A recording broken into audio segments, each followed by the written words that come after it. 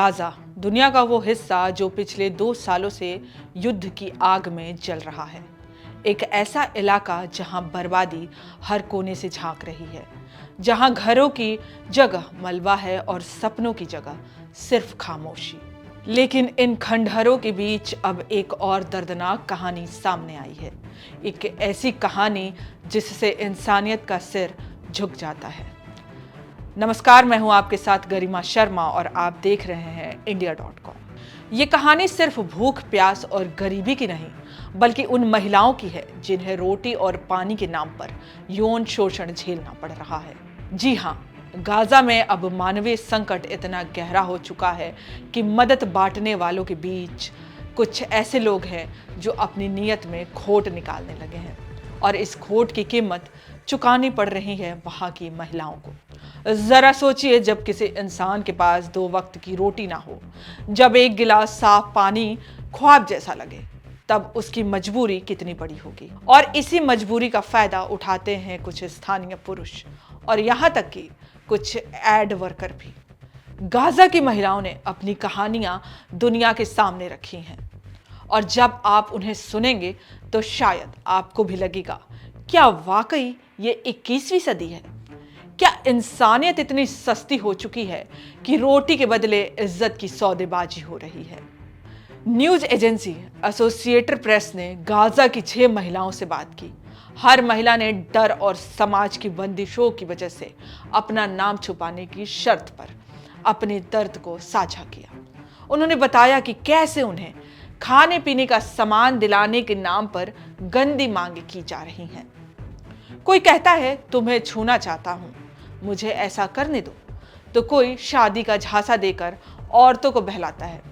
शब्द छोटे हैं, लेकिन इनके पीछे छिपा है डर और मजबूरी।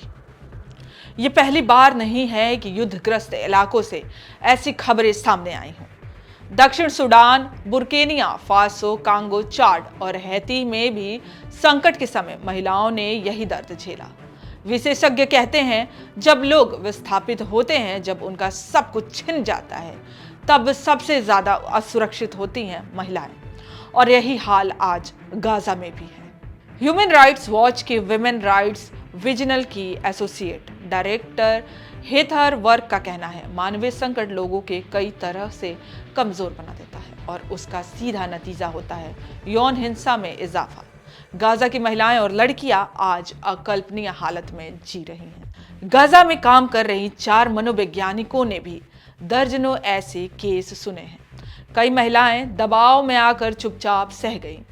कुछ ने इनकार किया तो कुछ को मदद से ही वंचित कर दिया गया, और कुछ औरतें मजबूरी में गर्भवती तक हो गईं। लेकिन रूढ़िवादी समाज में, जहां शादी से बाहर जाकर संबंध अपराध माना जाता है, वहां कोई भी महिला सीधे अपनी कहानी कहने की हिम्मत नहीं जुटा पाती है।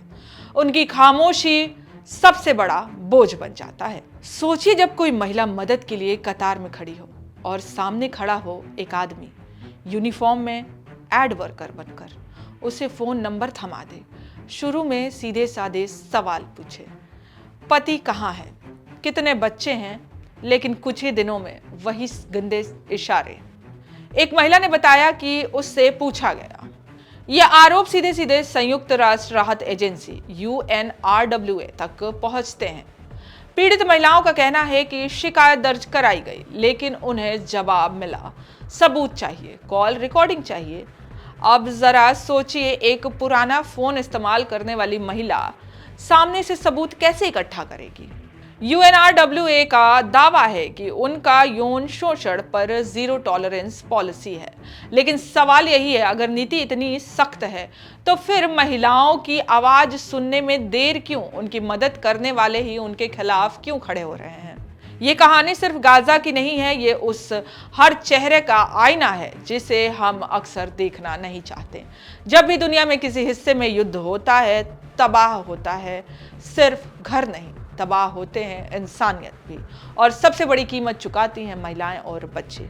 आज गाजा की महिलाएं अपनी कहानियां दुनिया से कह रही हैं, लेकिन सवाल ये है, क्या दुनिया सुन रही है? आपका इस पूरे मामले पर क्या राय है? हमें कमेंट में ज़रूर बताएं। वीडियो पसंद आए तो लाइक, शेयर और India.com को सब्सक्राइब करना ना भूलें।